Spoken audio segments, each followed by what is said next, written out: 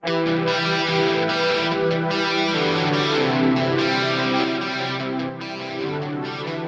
back to the Fourth Way Podcast. Today we are going to continue looking at John Howard Yoder's book, The Politics of Jesus. As a quick recap, here's where we are so far.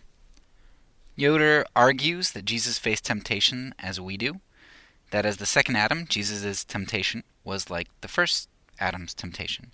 This temptation was the defining of good and evil for self, or the usurping of power and control, and a refusal to submit to God's means.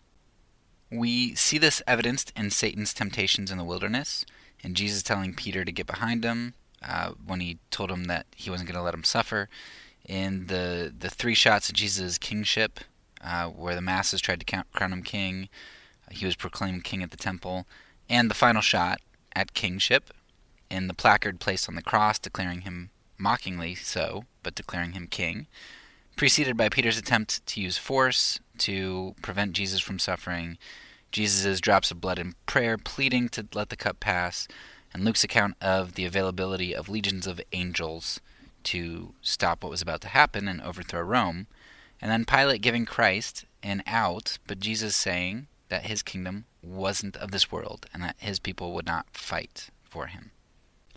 So, Jesus' temptation was to take control and to take power and to not submit to the means that God had for him. Now, a lot of people listening to this might agree up to this point about Christ's temptation to throw off the cross. But, so what? Right? I'm not called to do what Jesus was called to do, because the cross was Jesus's to bear. The cross is not mine to bear, because Jesus was the Messiah, and I'm not. So his path was different, and God doesn't call me to those same things. I won't face cross, I won't face Rome, I won't face the Pharisees. Jesus' prescriptions were specific to his role as the Messiah. And that's what Yoder is going to push back against next. So Yoder lays out a few things. I think I've identified like three big ideas that I want to get at from Yoder. So we'll start with number one. So we've already established that Christ is the second Adam. The way that he lived his life is the way that we should seek to live ours. And in fact, the whole trajectory of the Christian faith is explicitly declared throughout the Bible to be our conformity to Jesus Christ. Our goal is to become like him. The Orthodox call this theosis or deification, and that sounded really weird when I learned about that, especially deification, like we're becoming gods. But we believe it too. Protestants believe it, if you're a Protestant, and it's called glorification. I don't know if Catholics have a term for it. I would guess glorification, kind of like the Protestants, but I don't know. Anyway, point is, our goal is to become like Christ. That is pretty clear. Christ wasn't just the Messiah, he is our role model. He is the true human. Point number two is something we discussed a little bit in the first episode, which is that Jesus' explicit ministry was to declare the kingdom. His life was spent telling others that the kingdom had arrived, and then telling them what that kingdom looks like and how to live in it. The Sermon on the Mount, which we just went through in the last season, was all about kingdom living. Jesus' ministry wasn't biding time until he could make a divine transaction on the cross. His ministry was central to his work. This overlooking of the importance of Christ's life is a very huge blind spot, which is particularly big in the Protestant church, and especially in evangelical churches like probably the dispensational variety more so. Because, first of all, our de-emphasis of works, the importance of works, and our almost explicit focus on faith, which I think James would have some things to say about in particular, but as well as the rest of the Bible, right? Faith is what saves us, but works are necessary. Like, they're a necessary component of what is going to accompany that faith. But Protestants, we just hate talking about works, because then we get into legalism, and we hate that concept. Which, I understand. I understand the aversion to legalism. I have that aversion too, but it is also conveniently self-insulating when we don't have to evaluate our lives. And this is one of those things that, at least on paper, I won't say that in practice, because my experience in practice with Orthodox believers is that a lot of them have a dead sort of faith as well, just like a lot of Protestants. But on paper, the Orthodox do a really good job of emphasizing and incorporating the life of Jesus Christ. The life was very important to them, and that's something that I find very an underrated aspect in Protestant faith. The life of Jesus is just kind of leading up to the cross, which is the culmination, the emphasis, the core, the gospel, the really the only thing that matters. Of course, if you put it like that, Protestants would say, no, I don't believe that, but practically, a lot of us do. Okay, so far we said that Jesus is the second Adam, and he's the true human, and Jesus' explicit ministry was to declare the kingdom, which he brought already.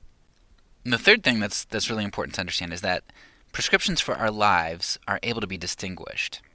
Because right now, some people are probably thinking in their heads, well, wait, so I'm supposed to grow a beard like Jesus? Right? Just because Jesus did it doesn't mean I'm supposed to do it. And that's exactly right. Yoder argues that the monastics go wrong because they focus on aspects of Christ's life, mimicking those aspects of Christ's life, which we're not prescribed to emulate, like growing beards, or not being married, or being itinerant. Jesus doesn't say anything about those aspects of life having any bearing on the kingdom, but he does teach and show us other truths, like our daily bearing of our crosses, the laying down of our lives for others, even enemies, trusting in God for our provisions rather than worrying and attempting to be wise in our own eyes by building storehouses to hoard our resources, the not returning blows for blow, not lording power over others like the Gentiles do, and forgiving even 70 times 7. The kingdom Christ declares and portrays to us is persuasive, loving, peaceful, and clear. And the kingdom centers around the very actions Christ took in the wilderness, continued with his disciples, and displayed in the garden and on the cross. Our role as his disciples is to portray the same love and persuasiveness to all by not grasping at the levers of power and seeking means of control which domineer, manipulate, or use violence, but rather we are to faithfully trust that God knows what he's doing, even in his implementation of using foolish means, which we know can't win. The fact that he employs you and I should be evidence enough that God has no problem accomplishing his will through the foolish and the hopeless. So, a lot of people are going to be trying to dismiss this idea of trying to emulate Christ by showing us lots of ways that we all know it's ridiculous to try to emulate Christ. Well, all of us except the monastics. And Yoder says, look, we can look at the scripture, and we can see that Jesus promises persecution. He tells us to bear our cross. He promises us suffering. And he has all of these explicit teachings as well, like the Sermon on the Mount. It's not grasping at straws to figure out what aspects of Jesus' life are supposed to be modeled. Maybe there's some like gray area somewhere, but by and large, it's pretty clear. So it's kind of a weak evasion to try to say that what Yoder's arguing is arguing that we should basically all grow beards, although I'm safe if that is the case.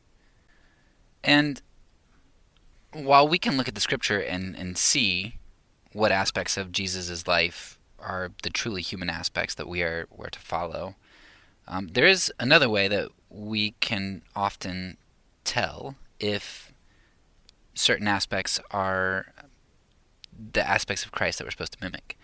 And that is, Yoder talks about how the more we live a life like Jesus, the more we will be bearing our cross. And Yoder spends the rest of this portion talking about what the cross is. And this is extremely helpful because in my community, the phrase bearing your cross meant, If life was hard, if you're getting a little bit less sleep than normal and you're really tired, I'm bearing my cross. I mean, you don't have a lot of people say it that way, but that's kind of what bearing your cross means. It means life's a little bit hard right now. I have surgery coming up, right? I'm bearing my cross. Or it could even be something serious. I have cancer. I'm bearing my cross. But Yoder is going to push back against that, and he's going to say, no, that bearing our cross, that's not what it means. But when we figure out what it means, then that's going to help us to understand what sorts of actions are the types of actions which lead to the bearing of cross. And those are the types of actions that we should be emulating in Jesus. So what is bearing our cross? Well, Yoder says first that the cross is purposed. Yoder is very explicit that bearing our cross does not mean what most American Christians use it to mean. It's not getting sick. It's not losing our job for normal economic means. The cross is not just general hardship. Rather, the cross is something which results from specific actions. Yoder summarizes it very well like this. Quote, this gospel concept of the cross of the Christian does not mean that suffering is thought of as in itself redemptive, or that martyrdom is of value to be sought after, nor does it refer uniquely to being persecuted for religious reasons by an outspoken pagan government. What Jesus refers to in his call to cross-bearing is rather the seeming defeat of the strategy of obedience, which is no strategy, the inevitable suffering of those whose only goal is to be faithful to that love which puts one at the mercy of one's neighbor, which abandons claims to justice for oneself and for one's own in an overriding concern for the reconciling of the adversary and the estranged. So, Jesus' cross was the culmination of a 3-year ministry. 3 years of ticking people off by pushing against the varying power structures and by failing to meet people's expectations of what a Messiah should do. 3 years of faithfulness meant that Jesus was constantly moving around, being chased, had attempts on his life, and ultimately ended up being executed. That execution wasn't just a bad day for Jesus, but it was the direct result of a life well lived in obedience to God and without consideration for the approval of others. The cross of Jesus Christ was a pointed culmination and conclusion of the way that he lived his life. So we have to look at our own lives, and we have to wonder, or at least I do, and I did, why we aren't being persecuted, and why we don't really have crosses to bear. Yoder made me ask that question of myself, because, honestly, I was never bearing my cross, and I still largely am not bearing a cross. Yoder pointed out that a key point that changed my life here. He said that an important thing to note is that persecution often comes internally, not externally. And that helped me to see how to live in order to start bearing my cross. See, Rome executed Jesus, but at the request of the Jews. The Jews basically got Jesus, who was also a Jew, they got him killed. He was a teacher, he was one of them, but they had him killed.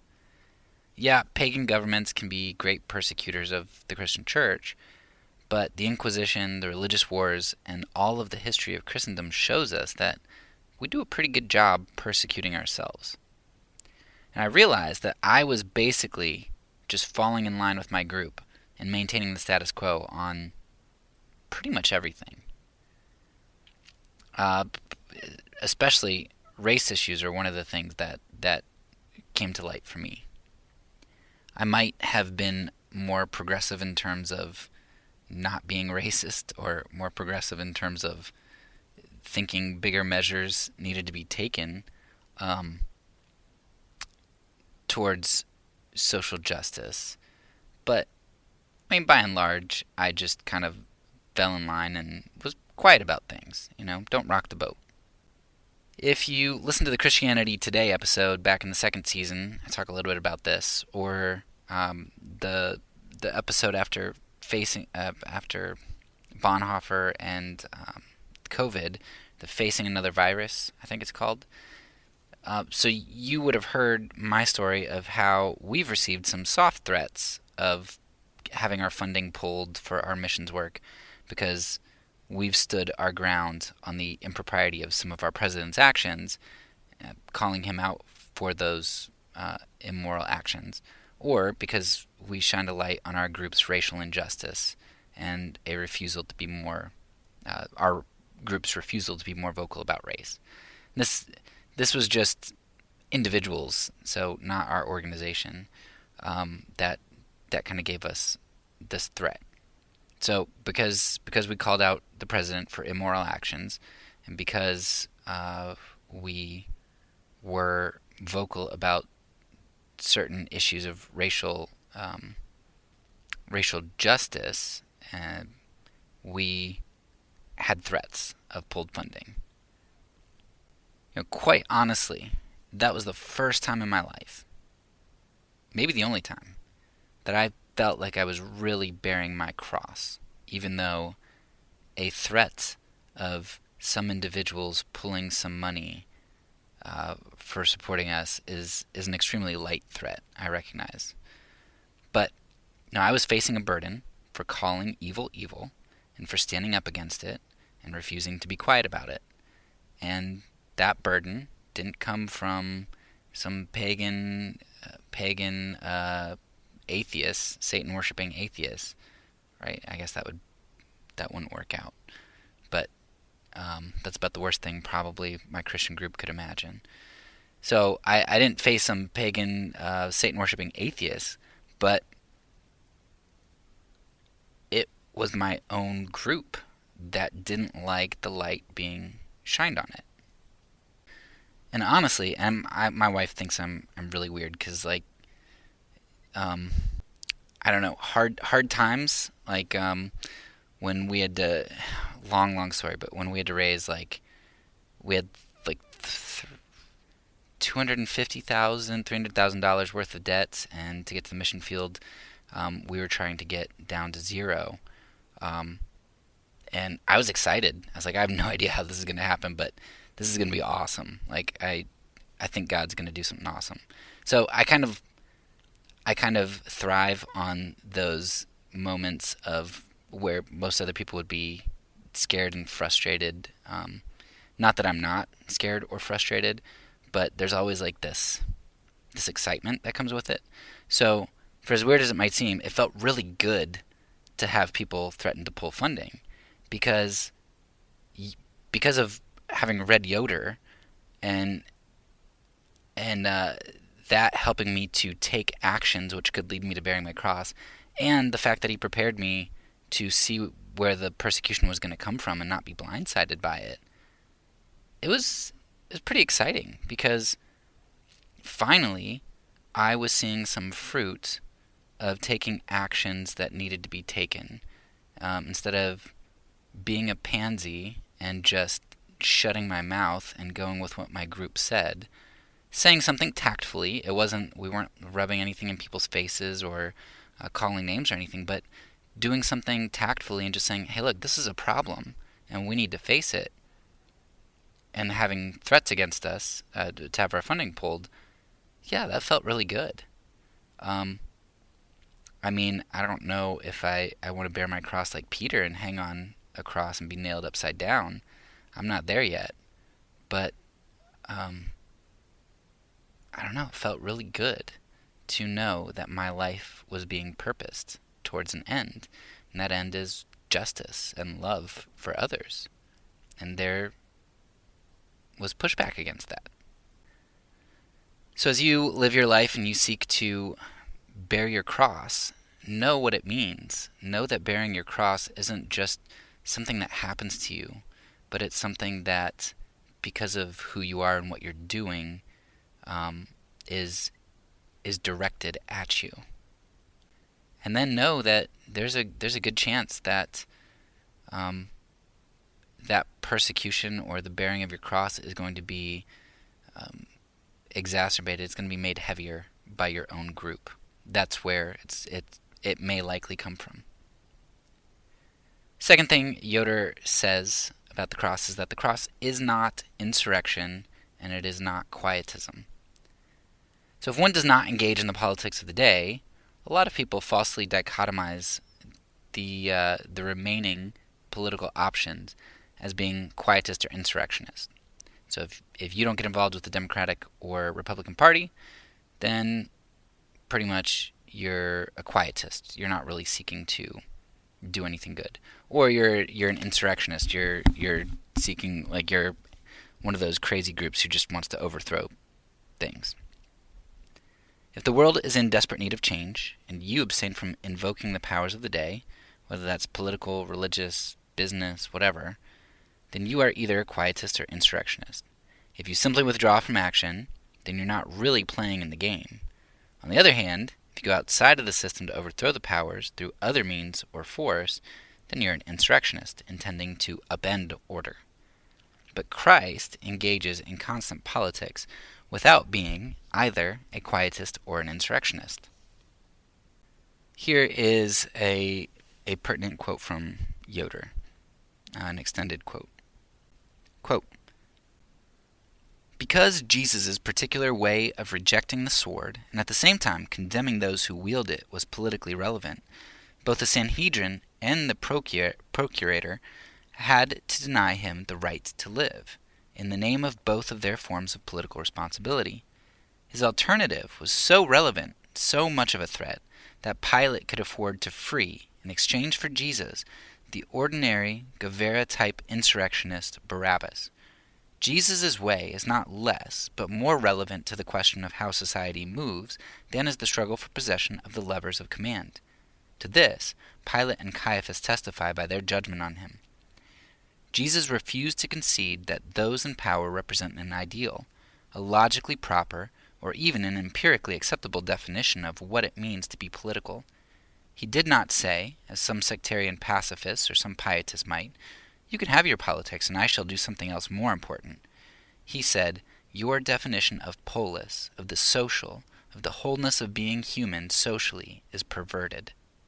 End quote. So Jesus did not seek to overthrow the system through insurrection, but nor did he not face the system head on. Instead, he showed a new way, which was in direct competition to the other methods of power. Jesus was only a quietist in the sense that he didn't participate in the religious or political structures and boxes through which participation was expected.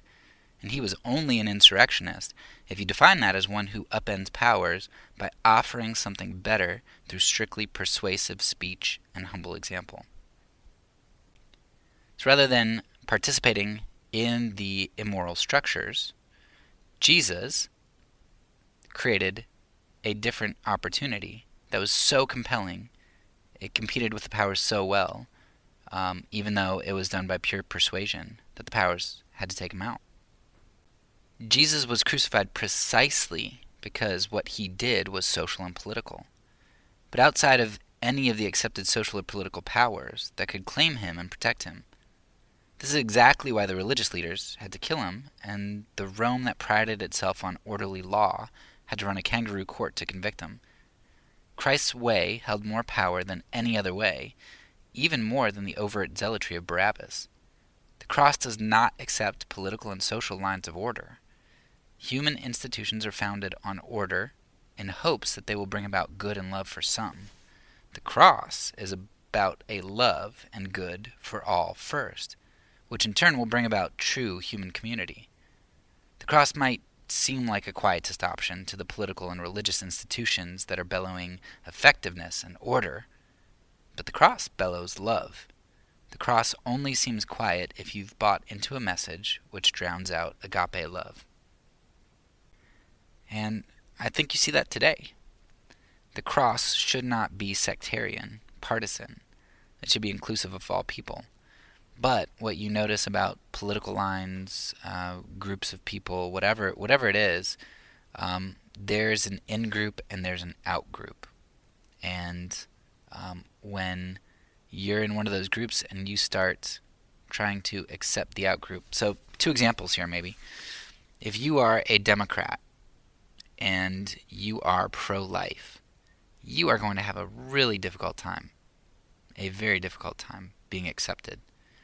if you are a Republican, particularly if you're in, the moral majority Republican brand, you're going to have a difficult time being a homosexual or being being vocal on certain race issues, as I can attest, or being serious about the potential risks of global warming. You're going to have a hard time in that party. If you're an immigrant, you're going to have a hard time in that party. But the cross circumvents all that, and instead of saying you have to figure out which party you're in, it invites everybody to the party. Whether you're an immigrant, whether you are poor or an outcast, it doesn't matter. You're part of this party. And that is a threat. That is a threat to partisan politics, to institutions who like outgroups. Or they don't like the outgroups, they hate the outgroup. But they like that there are outgroups to have as enemies. So finally, the third aspect of the cross. Yoder says that the cross is more than just the golden rule. Yoder argues that Jesus did not teach the golden rule as the end goal, but rather stated that the golden rule was a sum of the law and the prophets. And I think this is a really interesting point. Yoder is saying that, look, Jesus wasn't trying to prescribe the golden rule for us. Yeah, he says, hey, look, you do the golden rule, that sums up the law and the prophets, good for you. But all throughout Jesus' ministry, he says, look, you've heard it said an eye for an eye and a tooth for a tooth, but I tell you. Or anger and murder, he couples. He extends the law, or he elevates the law. Adultery, lust, right? We see Jesus elevating the law constantly. So sure, he acknowledges the golden rule as something that's good, that sums up the law, but Yoder argues that Jesus was not content with that. Jesus' fulfillment of the law was not do as you'd have done to you, but rather Jesus' fulfillment of the law was do as I, Jesus, have done to you.